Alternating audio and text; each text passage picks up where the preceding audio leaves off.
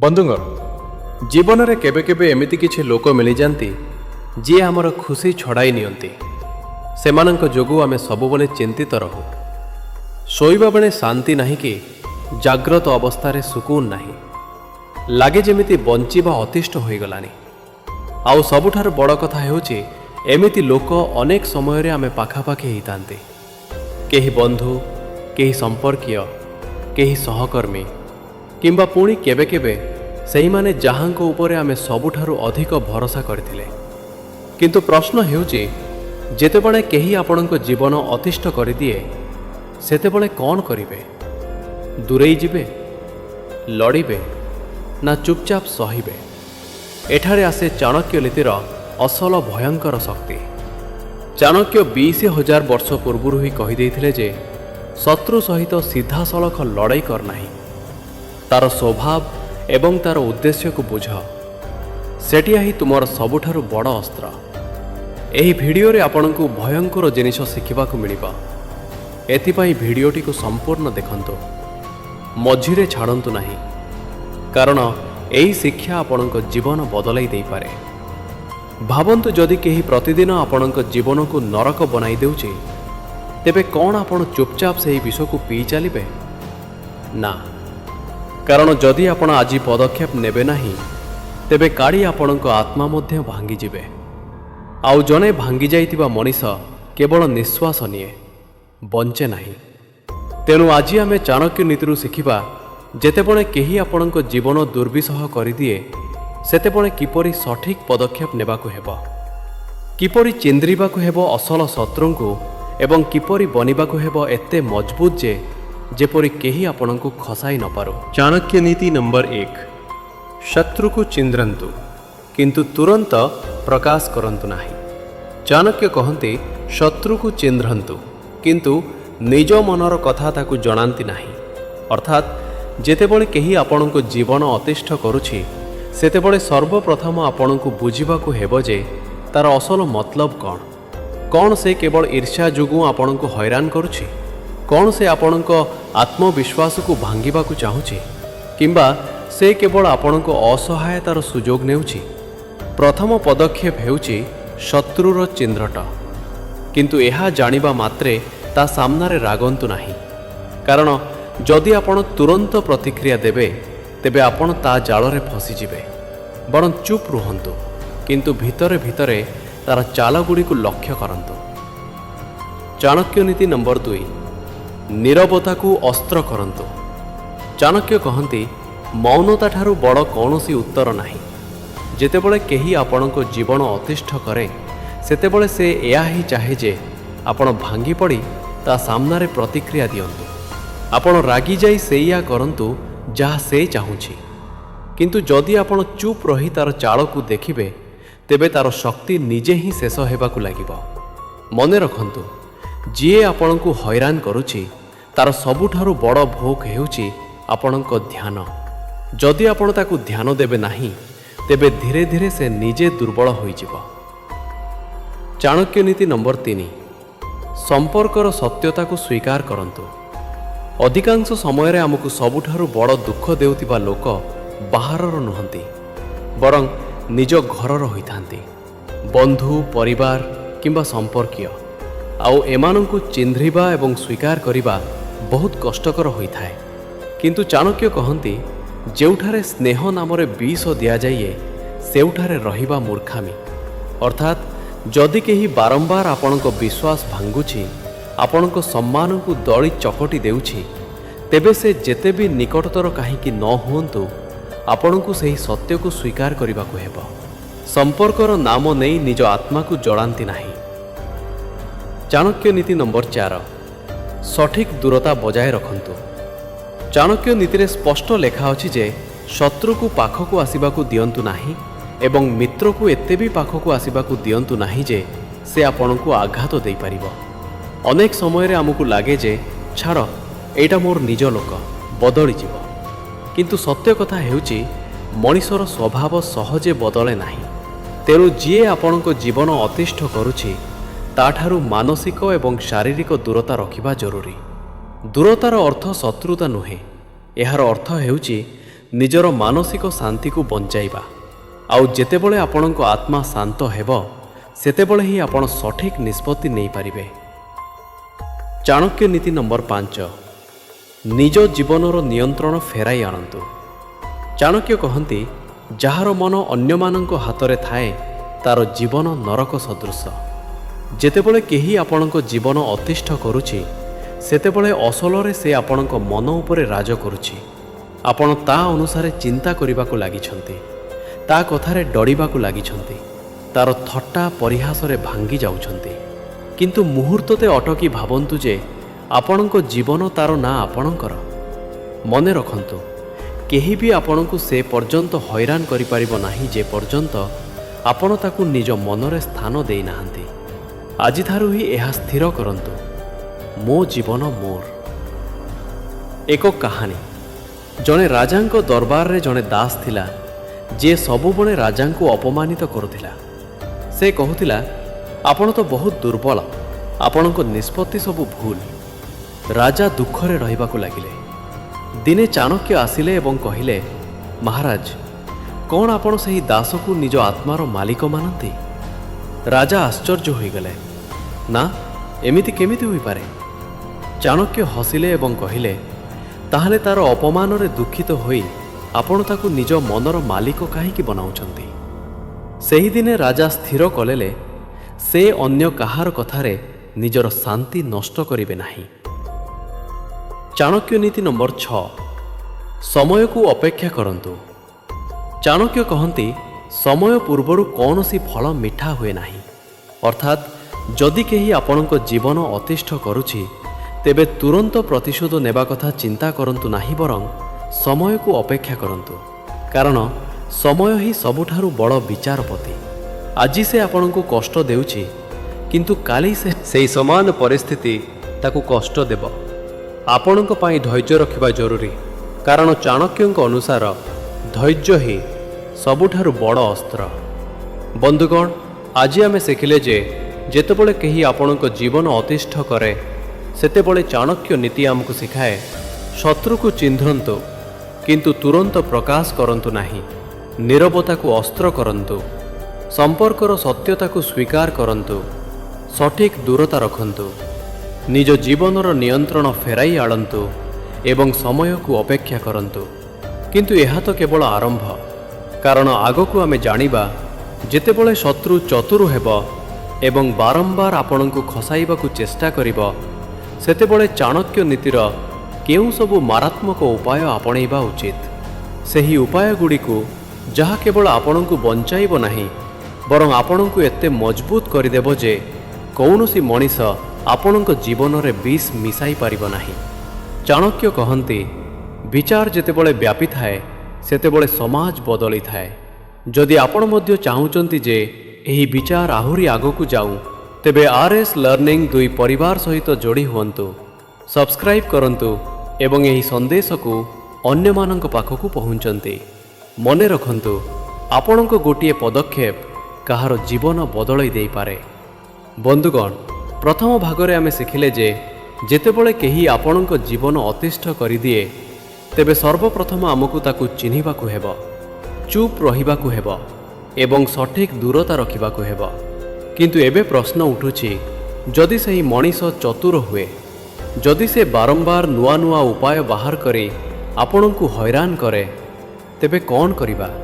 ଏଇଠି ହିଁ ଚାଣକ୍ୟ ନୀତିର ଅସଲ ରଣନୀତିକ ଉପାୟ କାମରେ ଆସେ। ଚାଣକ୍ୟ ନୀତି ନମ୍ବର 7, ଶତ୍ରୁକୁ ତାର ନିଜ ଚାଲରେ ଫସାଇବା। ଚାଣକ୍ୟ କହନ୍ତି, ଶତ୍ରୁକୁ ନଷ୍ଟ କରିବା ପାଇଁ ତାର ଚାଣକୁ ହିଁ ଉପଯୋଗ କରନ୍ତୁ। ଅର୍ଥାତ୍ ଯଦି କେହି ଆପଣଙ୍କ ଜୀବନ ଅତିଷ୍ଠ କରୁଛି ତେବେ ତା ସହିତ ସିଧାସଳଖ ଧକ୍କା ହୁଅନ୍ତୁ ନାହିଁ, ବରଂ ତାର ଚାଣକୁ ତା ବିରୋଧରେ ହିଁ ବୁଲାଇ ଦିଅନ୍ତୁ। ଉଦାହରଣ ସ୍ୱରୂପ, ମନେ କରନ୍ତୁ ଆପଣଙ୍କ ଅଫିସରେ ଜଣେ ସହକର୍ମୀ ଅଛନ୍ତି ଯିଏ ସବୁବେଳେ ଆପଣଙ୍କ ଇମେଜ୍ ଖରାପ କରିବାକୁ ଚେଷ୍ଟା କରନ୍ତି। ଯଦି ଆପଣ ତା ସହିତ ଝଗଡ଼ା କରିବେ ତେବେ ଆପଣଙ୍କର ହିଁ ଭାବମୂର୍ତ୍ତି ଖରାପ ହେବ। କିନ୍ତୁ ଯଦି ଆପଣ ସେହି କାମକୁ ଆହୁରି ଭଲ ଭାବରେ କରିକି ଦେଖାଇବେ ତେବେ ତାର ଅଭିଯୋଗ ଆପେ ଆପେ ପ୍ରଭାବହୀନ ହୋଇଯିବ। ସେ ଯେତେ ଆପଣଙ୍କ ବିରୋଧରେ କହିବ ଲୋକମାନେ ତାକୁ ସେତେ ମିଛୁଆ ବୋଲି ଭାବିବେ। ଏହା ହିଁ ହେଉଛି ଶତ୍ରୁକୁ ତା ଚାଲରେ ଫସାଇବା। ପ୍ରଥମ ମାରାତ୍ମକ ଶିକ୍ଷା, ଶବ୍ଦଠାରୁ ଅଧିକ କର୍ମ କହେ। ଚାଣକ୍ୟ କହନ୍ତି, ବାଣୀଠାରୁ ବଡ଼ ଶସ୍ତ୍ର ହେଉଛି କର୍ମ। ଯେତେବେଳେ କେହି ଆପଣଙ୍କ ଜୀବନ ଅତିଷ୍ଠ କରୁଥାଏ, ସେ ପ୍ରାୟତଃ ଆପଣଙ୍କୁ ଶବ୍ଦ ମାଧ୍ୟମରେ ଆଘାତ ଦେଇଥାଏ। ସେ ଥଟ୍ଟା କରେ, ଖରାପ କଥା କହେ, ଆପଣଙ୍କୁ ନିଚା ଦେଖାଇବାକୁ ଚେଷ୍ଟା କରେ।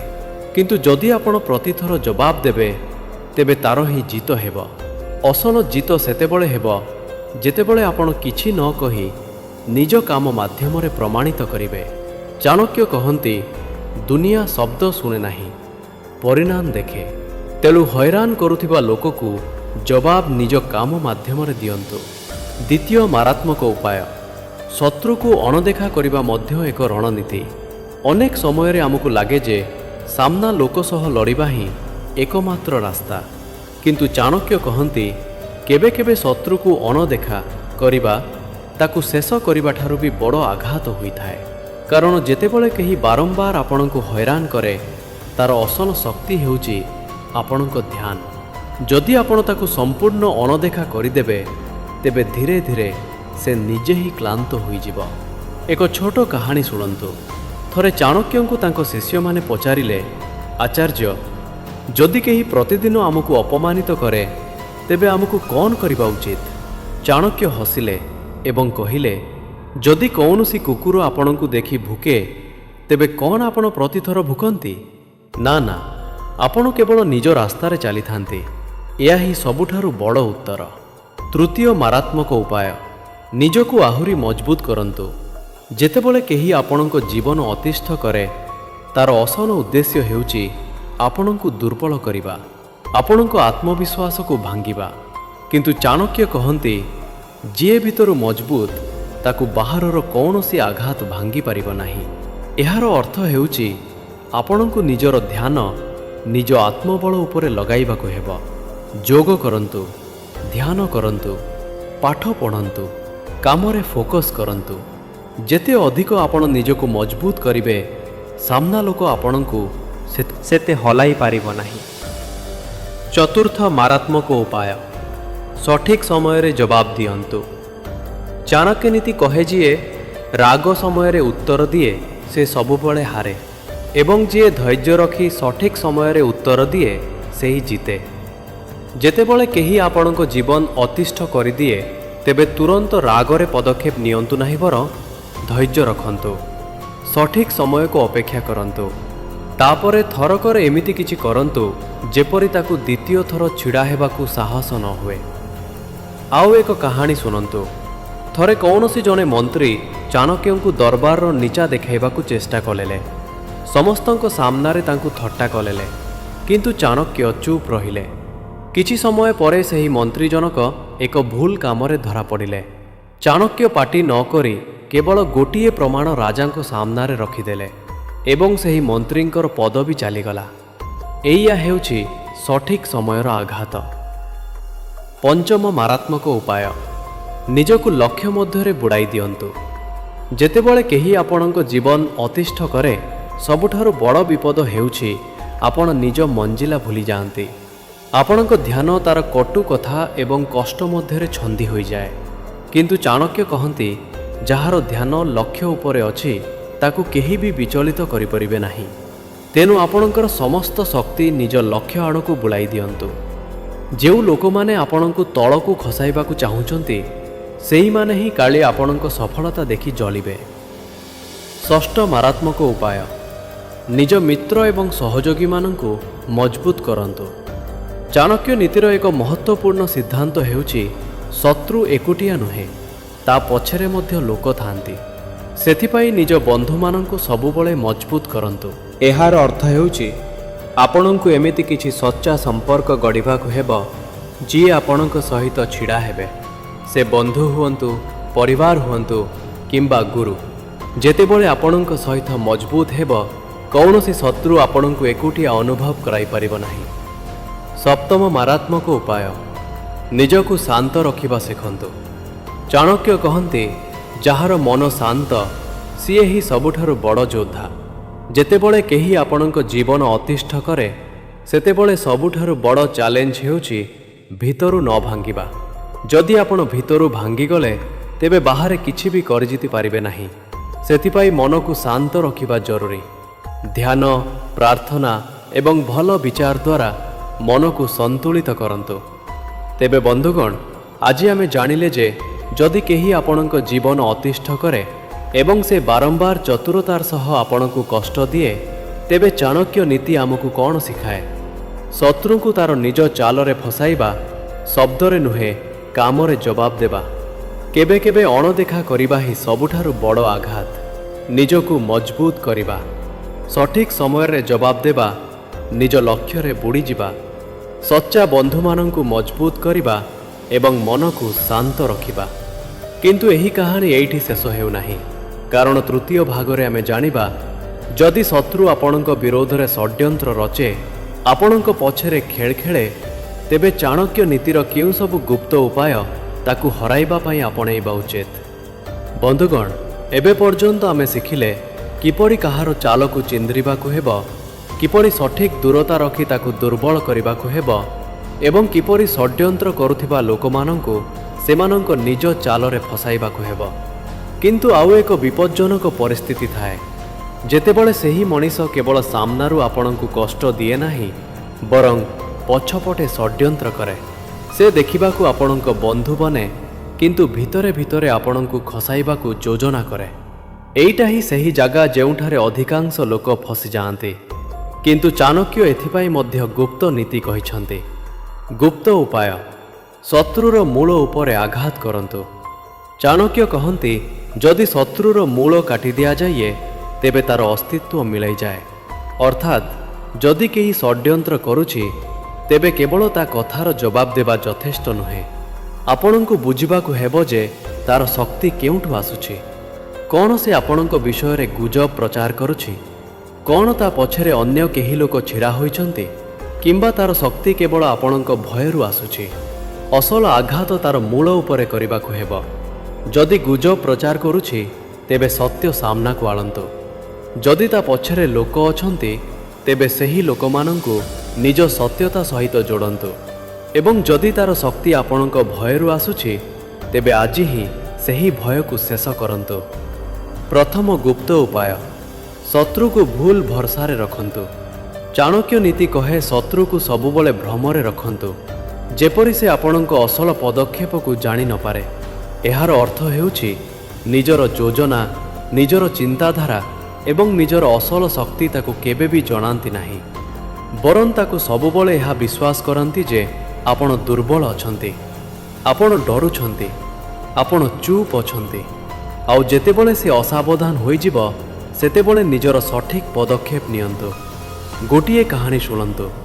ଚାଣକ୍ୟ ଯେତେବେଳେ ଚନ୍ଦ୍ରଗୁପ୍ତଙ୍କୁ ମଗଧ ସାମ୍ରାଜ୍ୟ ଜିତିବାର ଯୋଜନା ଶିଖାଇଲେ, ତେବେ ପ୍ରଥମେ ଶତ୍ରୁମାନଙ୍କୁ ଏହା ହିଁ ଦେଖାଇଲେ ଯେ ଆମେ ଦୁର୍ବଳ, ଆମେ ପାଖରେ କୌଣସି ସେନା ନାହିଁ।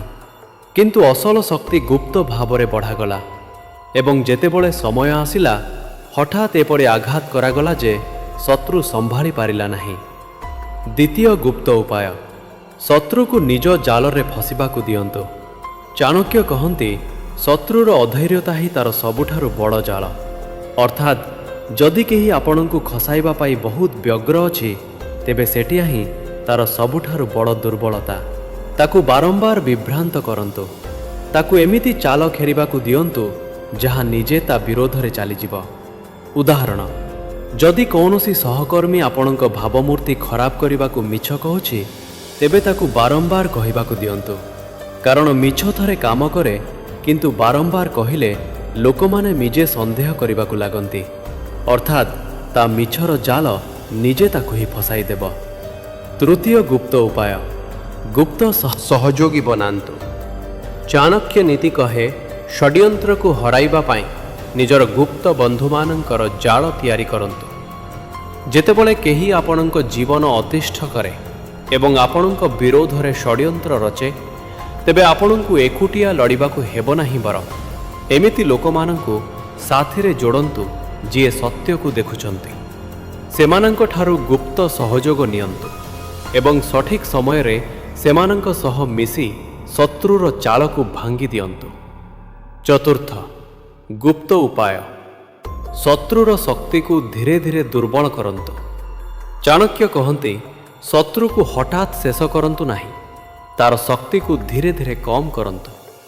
ଯଦି କେହି ଆପଣଙ୍କୁ ହଇରାଣ କରୁଛି, ତେବେ ତାକୁ ଗୋଟିଏ ଝଟକାରେ ଶେଷ କରିବାକୁ ଚେଷ୍ଟା କରନ୍ତୁ ନାହିଁ, ବରଂ ଧୀରେ ଧୀରେ ତାର ପତିଆର କମାନ୍ତୁ।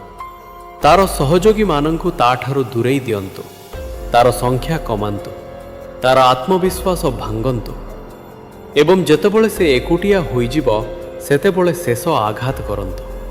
ପଞ୍ଚମ, ଗୁପ୍ତ ଉପାୟ, ନୀରବତାର ସହ ଆଘାତ କରିବା। ଶତ୍ରୁ ଭାବେ ଯେ ଆପଣ ଚୁପ୍ ଅଛନ୍ତି, ତେଣୁ ଆପଣ ହାରିଗଲେ। କିନ୍ତୁ ଚାଣକ୍ୟ କହନ୍ତି, ମୌନତା ହେଉଛି ସବୁଠାରୁ ବଡ଼ ଶସ୍ତ୍ର, ଯାହା ଶତ୍ରୁକୁ ଭିତରୁ ଭାଙ୍ଗିଦିଏ। ଯେତେବେଳେ ଆପଣ ତାର ଚାଲ ଉପରେ ଚୁପ୍ ରହନ୍ତି, ସେତେବେଳେ ସେ ଭିତରେ ଭିତରେ ଅସୁରକ୍ଷିତ ଅନୁଭବ କରେ। ତାକୁ ଲାଗେ ଯେ ବୋଧହୁଏ ଆପଣ କିଛି ବଡ଼ ଯୋଜନା କରିଛନ୍ତି ଏବଂ ଏହି ଭୟ ତାକୁ ଖାଇଯାଏ। ଷଷ୍ଠ, ଗୁପ୍ତ ଉପାୟ, ଶତ୍ରୁର ଅସ୍ତ୍ରକୁ ତା ବିରୋଧରେ ବ୍ୟବହାର କରନ୍ତୁ। ଚାଣକ୍ୟ ନୀତି କହେ, ଶତ୍ରୁର ଅସ୍ତ୍ରକୁ ତା ବିରୋଧରେ ବୁଲାଇ ଦିଅନ୍ତୁ। ଯଦି ସେ ଗୁଜବ ପ୍ରଚାର କରେ, ତେବେ ସେହି ଗୁଜବର ସତ୍ୟ ସମସ୍ତଙ୍କ ସାମ୍ନାକୁ ଆଣନ୍ତୁ। ଯଦି ସେ ଆପଣଙ୍କ ରାଗର ସୁଯୋଗ ନିଏ, ତେବେ ଶାନ୍ତ ରହି ତାକୁ ଓଲଟା ପ୍ରମାଣିତ କରନ୍ତୁ।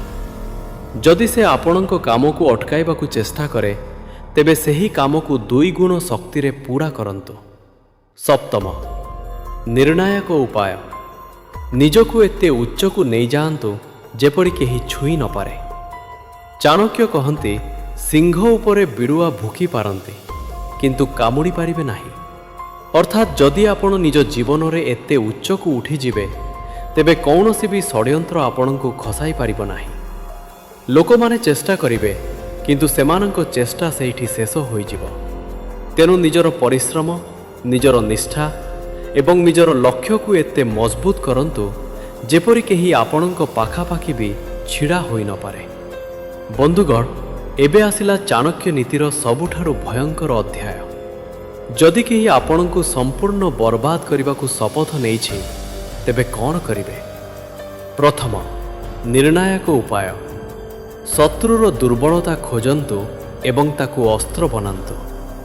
ଚାଣକ୍ୟ କହନ୍ତି, ଶତ୍ରୁ ଯେତେ ବି ଶକ୍ତିଶାଳୀ କାହିଁକି ନ ହେଉ, ତାର କିଛି ନ କିଛି ଦୁର୍ବଳତା ନିଶ୍ଚୟ ଥାଏ ଏବଂ ସେଟିଆ ତାର ମୃତ୍ୟୁର କାରଣ ସାଜେ। ଯେତେବେଳେ କେହି ଆପଣଙ୍କୁ ବର୍ବାଦ କରିବାକୁ ବସିଛି, ସେତେବେଳେ ସିଧାସଳଖ ତା ସହ ମୁକାବିଲା କରନ୍ତୁ ନାହିଁ, ବରଂ ତାର ଗୁପ୍ତ ଦୁର୍ବଳତା ଖୋଜନ୍ତୁ।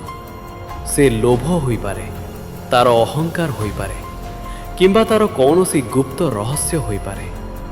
ଉଦାହରଣ, ମୌର୍ଯ୍ୟ କାଳରେ ଜଣେ ପ୍ରତିଦ୍ୱନ୍ଦ୍ୱୀ ରାଜା ଚାଣକ୍ୟ ଓ ଚନ୍ଦ୍ରଗୁପ୍ତଙ୍କ ବିରୋଧରେ ଜବରଦସ୍ତ ଯୁଦ୍ଧ ପ୍ରସ୍ତୁତି କରିଥିଲେ। କିନ୍ତୁ ଚାଣକ୍ୟ ଜାଣିବାକୁ ପାଇଲେ ଯେ ସେହି ରାଜାଙ୍କର ସବୁଠାରୁ ବଡ଼ ଦୁର୍ବଳତା ଥିଲା ମଦ ପ୍ରତି ଲୋଭ। ସେହି ଦୁର୍ବଳତାର ବ୍ୟବହାର କରାଗଲା ଏବଂ ରାଜା ନିଜ ନିଶାରେ ଯୁଦ୍ଧ ହାରିଗଲେ। ଦ୍ୱିତୀୟ, ନିର୍ଣ୍ଣାୟକ ଉପାୟ, ଶତ୍ରୁର ଶକ୍ତିକୁ ତା ବିରୋଧରେ ବୁଲାନ୍ତି। ଚାଣକ୍ୟ ନୀତି କହେ, ଯେଉଁ ଅସ୍ତ୍ରରେ ଶତ୍ରୁ ଆଘାତ କରେ, ସେଇଥିରେ ତାର ଅନ୍ତ କରନ୍ତୁ। ଯଦି କେହି ଆପଣଙ୍କ ସମ୍ମାନ ନଷ୍ଟ କରିବାକୁ ଚେଷ୍ଟା କରୁଛି, ତେବେ ସେହି କଥା ସତ୍ୟର ଅସ୍ତ୍ର ବଢ଼ିପାରେ।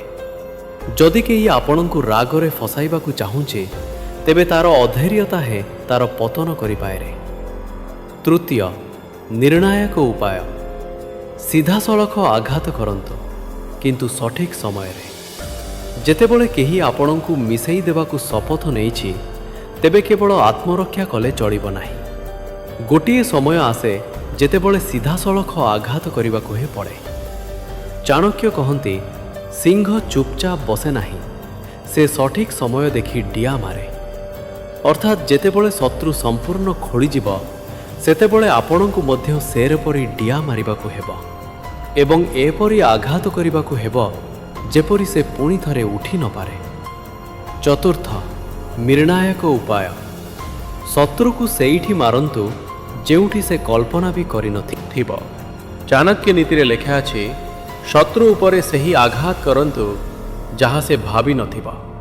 ଯଦି ସେ ସାମ୍ନାରୁ ଲଢ଼େ ଆଶା କରୁଛି, ତେବେ ପଛପଟୁ ଆକ୍ରମଣ କରନ୍ତୁ।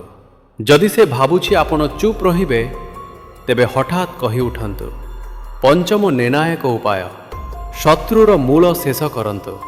ଚାଣକ୍ୟ କହନ୍ତି, ଯଦି ବୃକ୍ଷର ମୂଳ କାଟି ଦିଆଯାଏ, ତେବେ ପତ୍ର ଏବଂ ଡାଳ ଆପେ ଆପେ ଝଡ଼ି ପଡ଼େ। ଏହାର ଅର୍ଥ ହେଉଛି, ଯଦି କେହି ଆପଣଙ୍କୁ ବର୍ବାଦ କରିବାକୁ ସ୍ଥିର କରିସାରିଛି, ତେବେ ତାର ଛୋଟ ଛୋଟ ଆଘାତର ଜବାବ ଦିଅନ୍ତୁ ନାହିଁ, ବରଂ ସିଧା ତାର ମୂଳକୁ ଯାଆନ୍ତୁ। ତାର କ୍ଷମତା, ତାର ଆଧାର, ତାର ନେଟୱାର୍କ, ସେଇଠି ଆଘାତ କରନ୍ତୁ। ବାକି ସବୁ ଆପେ ଆପେ ଶେଷ ହୋଇଯିବ। ଷଷ୍ଠ ନିର୍ଣ୍ଣାୟକ ଉପାୟ, ଭାବନା ଉପରେ ନିୟନ୍ତ୍ରଣ ରଖନ୍ତୁ। ଯେତେବେଳେ କେହି ଆପଣଙ୍କୁ ମିଶେଇ ଦେବାକୁ ଚେଷ୍ଟା କରେ, ସେତେବେଳେ ସବୁଠାରୁ ବଡ଼ ଭୁଲ ହେଉଛି ଭାବ ବିଫଳ ହୋଇଯିବା। କିନ୍ତୁ ଚାଣକ୍ୟ କହନ୍ତି, କ୍ରୋଧରୁ ନିଷ୍ପତ୍ତି କେବେ ସଠିକ୍ ହୁଏ ନାହିଁ ଏବଂ ଭୟରୁ ନିଆଯାଇଥିବା ପଦକ୍ଷେପ ସବୁବେଳେ ହାରେ। ତେଣୁ ଯଦି ଜିତିବାକୁ ଚାହୁଁଛନ୍ତି, ତେବେ ଥଣ୍ଡା ମୁଣ୍ଡରେ ଚିନ୍ତା କରିବାକୁ ହେବ। ସପ୍ତମ ନିର୍ଣ୍ଣାୟକ ଉପାୟ, କେବେ କେବେ ଯୁଦ୍ଧକୁ ଏଡ଼ାଇବା ମଧ୍ୟ ଏକ ଜିତ। ଚାଣକ୍ୟ କହନ୍ତି, ଯଦି ଯୁଦ୍ଧରୁ ଆପଣଙ୍କ କ୍ଷତି ଶତ୍ରୁଠାରୁ ଅଧିକ, ତେବେ ସେହି ଯୁଦ୍ଧ କରନ୍ତୁ ନାହିଁ। ଏହାର ଅର୍ଥ ହେଉଛି, ଯଦି ସାମ୍ନା ଲୋକ ନିଜର ବର୍ବାଦ ରାସ୍ତାରେ ଯାଉଛି, ତେବେ ତାକୁ ଯିବାକୁ ଦିଅନ୍ତୁ। ତାର ଧ୍ୱଂସରେ ଆପଣଙ୍କୁ ଡେଇଁବାର ଆବଶ୍ୟକତା ନାହିଁ। ବସ୍ ଧୈର୍ଯ୍ୟ ରଖନ୍ତୁ। ଶତ୍ରୁ ନିଜ ଓଜନରେ ନିଜେ ଖସି ପଡ଼ିବ। ଅଷ୍ଟମ ଉପାୟ, ଶତ୍ରୁର ଭୟକୁ ଏତେ ବଢ଼ାଇ ଦିଅନ୍ତୁ ଯେ ସେ ନିଜେ ହାର ମାନିନେବ। କେବେ କେବେ ଯୁଦ୍ଧ ଖଣ୍ଡାରେ ନୁହେଁ, ଭୟରେ ଜିତାଯାଏ। ଯେତେବେଳେ ଆପଣ ନିଜ ଶକ୍ତି ଧୀରେ ଧୀରେ ଦେଖାନ୍ତି, ଯେତେବେଳେ ଆପଣ ତାର ପ୍ରତିଟି ଆଘାତରେ ଚୁପଚାପ ମଜବୁତ ହୋଇ ଛିଡ଼ା ହୁଅନ୍ତି, ସେତେବେଳେ ଶତ୍ରୁର ମନୋବଳ ଖସିଯାଏ। ବନ୍ଧୁଗଣ, ଶେଷ ଭାଗରେ ଆମେ ଜାଣିବା, ଯେତେବେଳେ ଶତ୍ରୁ କେବଳ ଜଣେ ମଣିଷ ନ ହୋଇ ସମ୍ପୂର୍ଣ୍ଣ ଏକ ବ୍ୟବସ୍ଥା କିମ୍ବା ସମାଜ ବନିଯାଏ, ସେତେବେଳେ କ'ଣ କରିବା। ପ୍ରଥମ ପରମ ଉପାୟ, ବ୍ୟବସ୍ଥାର ମୂଳକୁ ଚିହ୍ନନ୍ତୁ। ଚାଣକ୍ୟ କହନ୍ତି, ଭିଡ଼ର ବୁଦ୍ଧି ନଥାଏ, ତାକୁ କେବଳ ଦିଗ ଦେଖାଇବା ପାଇଁ ଲୋକ ଦରକାର। ଯଦି ଆପଣଙ୍କ ବିରୋଧରେ ସମ୍ପୂର୍ଣ୍ଣ ସିଷ୍ଟମ ଛିଡ଼ା ହୋଇଛି, ତେବେ ଅସଲରେ ସିଷ୍ଟମ ଆପଣଙ୍କ ଶତ୍ରୁ ନୁହେଁ, ସେ କେବଳ କିଛି ଲୋକଙ୍କ ଦ୍ୱାରା ପରିଚାଳିତ। ଆପଣଙ୍କୁ ଅସଲ ଶତ୍ରୁ ଚିହ୍ନାଇବାକୁ ହେବ ସେହି 2-4 ଜଣ ଲୋକ, ଯିଏ ଏହି ଭିଡ଼କୁ ଦିଗ ଦେଖାଉଛନ୍ତି। ଦ୍ୱିତୀୟ ପରମ ଉପାୟ, ଭିଡ଼କୁ ନିଜ ପକ୍ଷରେ କରନ୍ତୁ। ଚାଣକ୍ୟ ନୀତି କହେ, ଯଦି ଶତ୍ରୁର ଶକ୍ତି ଜନତାଙ୍କ ଠାରୁ ଆସୁଛି, ତେବେ ଜନତାଙ୍କୁ ଆପଣେଇ ନିଅନ୍ତୁ। ଶତ୍ରୁ ଆପେ ଆପେ ଦୁର୍ବଳ ହୋଇଯିବ। ଅର୍ଥାତ୍ ଯଦି କୌଣସି ବ୍ୟବସ୍ଥା ଆପଣଙ୍କ ବିରୋଧରେ ଅଛି, ତେବେ ସେଠାକାର ଭିଡ଼କୁ ଶତ୍ରୁ ଭାବନ୍ତୁ ନାହିଁ, ବରଂ ସେମାନଙ୍କୁ ସତ୍ୟ କୁହନ୍ତୁ। ସେମାନଙ୍କ ହିତରେ ଛିଡ଼ା ହୁଅନ୍ତୁ। ଧୀରେ ଧୀରେ ସେହି ଭିଡ଼ ଆପଣଙ୍କ ଶକ୍ତି ବନିଯିବ। ତୃତୀୟ ପରମ ଉପାୟ, ଗୁପ୍ତଚର ବ୍ୟବସ୍ଥା ଗଢ଼ନ୍ତୁ। ଚାଣକ୍ୟ କହନ୍ତି, ବଡ଼ ବଡ଼ ସାମ୍ରାଜ୍ୟକୁ ମଧ୍ୟ ଗୁପ୍ତଚରମାନେ ଖସାଇ ଦେଇଛନ୍ତି। ଯେତେବେଳେ ସାମ୍ନାରେ ଏକ ବଡ଼ ସିଷ୍ଟମ ଥାଏ, ସେତେବେଳେ ସିଧାସଳଖ ଲଢ଼େଇ ମୂର୍ଖାମି। ସଠିକ୍ ଉପାୟ ହେଉଛି ତା ଭିତରେ ଗୁପ୍ତ ନଜର ଏବଂ କାନ ରଖିଦେବା। ପ୍ରତିଟି ଚାଲ ଆଗରୁ ଜଣାପଡ଼ିଯିବ। ଚତୁର୍ଥ ପରମ ଉପାୟ, ମନୋବୈଜ୍ଞାନିକ ଯୁଦ୍ଧ, ସାଇକୋଲୋଜିକାଲ ୱାରଫେୟାର। ଚାଣକ୍ୟ ନୀତିରେ ଲେଖା ଅଛି, ଖଣ୍ଡା ପୂର୍ବରୁ ମନ ଭାଙ୍ଗ, ଶରୀର ଆପେ ଆପେ ଭାଙ୍ଗିଯିବ। ଶତ୍ରୁମାନଙ୍କ ମଧ୍ୟ କଳି ସୃଷ୍ଟି କରନ୍ତୁ, ସେମାନଙ୍କୁ ପରସ୍ପର ଉପରେ ସନ୍ଦେହ କରିବାକୁ ଦିଅନ୍ତୁ। କେବେ କେବେ ବିନା କୌଣସି ଆଘାତରେ ଶତ୍ରୁ ନିଜେ ହିଁ ଭୁଷୁଡ଼ି ପଡ଼େ। ପଞ୍ଚମ ପରମ ଉପାୟ, ସମୟକୁ ଅପେକ୍ଷା। ଚାଣକ୍ୟ କହନ୍ତି, କେବେ କେବେ ସବୁଠାରୁ ବଡ଼ ଶକ୍ତି ଧୈର୍ଯ୍ୟ ହୋଇଥାଏ। ସମୟ ସହିତ ପ୍ରତିଟି କ୍ଷମତା, ପ୍ରତିଟି ବ୍ୟବସ୍ଥା ଦୁର୍ବଳ ହୁଏ। ଯେତେବେଳେ ସେ ସବୁଠାରୁ ଦୁର୍ବଳ ହେବ, ସେତେବେଳେ ଆଘାତ କରନ୍ତୁ। ଷଷ୍ଠ ପରମ ଉପାୟ, ନୂଆ ବ୍ୟବସ୍ଥା କରନ୍ତୁ। ଯଦି ପୁରୁଣା ସିଷ୍ଟମ ଆପଣଙ୍କ ବିରୋଧରେ ଅଛି, ତେବେ ତାକୁ ବଞ୍ଚାଇବାକୁ ଚେଷ୍ଟା କରନ୍ତୁ ନାହିଁ। ଚାଣକ୍ୟ କହନ୍ତି, ଯଦି କାନ୍ଥ ପଡ଼ିଯାଇଛି, ତେବେ ତାକୁ ଆଶ୍ରା ଦିଅନ୍ତୁ ନାହିଁ, ନୂଆ କାନ୍ଥ ତିଆରି କରନ୍ତୁ। ଅର୍ଥାତ୍ ନୂଆ ଚିନ୍ତାଧାରା, ନୂଆ ଲୋକ, ନୂଆ ରାସ୍ତା ବାହାର କରନ୍ତୁ ଏବଂ ଧୀରେ ଧୀରେ ପୁରୁଣା ସିଷ୍ଟମ ଆପେ ଆପେ ଶେଷ ହୋଇଯିବ। ସପ୍ତମ ପରମ ଉପାୟ, ବ୍ୟକ୍ତିଗତ ଜୀବନରେ ପ୍ରୟୋଗ। ଏହି ନୀତି କେବଳ ସାମ୍ରାଜ୍ୟ ପାଇଁ ନୁହେଁ, ଆମ ଜୀବନ ପାଇଁ ମଧ୍ୟ ପ୍ରଯୁଜ୍ୟ। ଅଫିସର ରାଜନୀତି ହେଉ କି ସମ୍ପର୍କୀୟଙ୍କ ଗୋଷ୍ଠୀ, ଏସବୁ ଏକ ସିଷ୍ଟମ। ସେଠାରେ ମଧ୍ୟ ଅସଲ ଶତ୍ରୁକୁ ଚିହ୍ନନ୍ତୁ, ବାକି ଲୋକଙ୍କୁ ନିଜ ପକ୍ଷରେ କରନ୍ତୁ ଏବଂ ନିଜର ନୂଆ ରାସ୍ତା ନିଜେ ତିଆରି କରନ୍ତୁ। ଶେଷ ପରମ ଉପାୟ, ନିଜକୁ ଏତେ ମଜବୁତ କରନ୍ତୁ ଯେ ସିଷ୍ଟମ ମଧ୍ୟ ହାର ମାନିନେବ। ଚାଣକ୍ୟ କହନ୍ତି, ଯାହାକୁ ଆକାଶ ଛୁଇଁବାର ଅଛି ତାକୁ ମାଟିର ଧୂଳିକୁ ଡରିବା ଉଚିତ ନୁହେଁ। ଯେତେବେଳେ ଆପଣ ନିଜ ଲକ୍ଷ୍ୟ, ନିଜ ଜ୍ଞାନ ଏବଂ ନିଜ ଆତ୍ମବଳରେ ଏତେ ମଜବୁତ ହୋଇଯାଆନ୍ତି, ତେବେ କୌଣସି ତନ୍ତ୍ର, କୌଣସି ଭିଡ଼ ବା ବ୍ୟବସ୍ଥା ଆପଣଙ୍କୁ ହଳାଇ ପାରିବ ନାହିଁ। ସେମାନେ ଚେଷ୍ଟା କରିବେ, କିନ୍ତୁ ଆପଣଙ୍କ ଉଚ୍ଚତା ଦେଖି ନିଜେ ହାର ମାନିନେବେ। ବନ୍ଧୁଗଣ, ଆଜି ଆମେ ଶିଖିଲେ ଚାଣକ୍ୟ ନୀତିର ସେହି ସବୁ ମହାନ ଶିକ୍ଷା, ଯାହା କଷ୍ଟ ସମୟରେ ଆମର ପଥ ପ୍ରଦର୍ଶକ ସାଜେ। ମନେ ରଖନ୍ତୁ, ଜ୍ଞାନ ସେତେବେଳେ ଜୀବିତ ରହେ ଯେତେବେଳେ ତାକୁ ବଣ୍ଟାଯାଏ। ଯଦି ଏହି କଥାଗୁଡ଼ିକୁ ଆପଣଙ୍କୁ ମୂଲ୍ୟବାନ ଲାଗିଲା, ତେବେ ଏହାକୁ ନିଜ ବନ୍ଧୁ ଏବଂ ପରିବାର ପାଖକୁ ପହଞ୍ଚାନ୍ତୁ। ଭିଡ଼ିଓଟିକୁ ଲାଇକ୍ କରନ୍ତୁ, ସେୟାର କରନ୍ତୁ ଏବଂ କମେଣ୍ଟ କରି ଜଣାନ୍ତି କେଉଁ ନୀତି ଆପଣଙ୍କ ହୃଦୟକୁ ସବୁଠାରୁ ଅଧିକ ଛୁଇଁଲା। ଆପଣଙ୍କ ସହଭାଗିତା ହିଁ ଆମର ଅସଲ ଶକ୍ତି। ନୀତି ଶେଷ ହୁଏ ନାହିଁ, ସେ ତ ବାସ୍ ପରବର୍ତ୍ତୀ ନିଶ୍ୱାସକୁ ଅପେକ୍ଷା କରିଥାଏ। ଏହିଭଳି ଚାଣକ୍ୟ ନୀତି ବିଷୟରେ ଜାଣିବା ପାଇଁ ଏବଂ ଶୁଣିବା ପାଇଁ RS ଲର୍ଣ୍ଣିଂ 2 ଚ୍ୟାନେଲକୁ ସବସ୍କ୍ରାଇବ୍ କରନ୍ତୁ। ଭିଡ଼ିଓଟି ଶେଷ ଯାଏଁ ଦେଖିଥିବାରୁ ଧନ୍ୟବାଦ।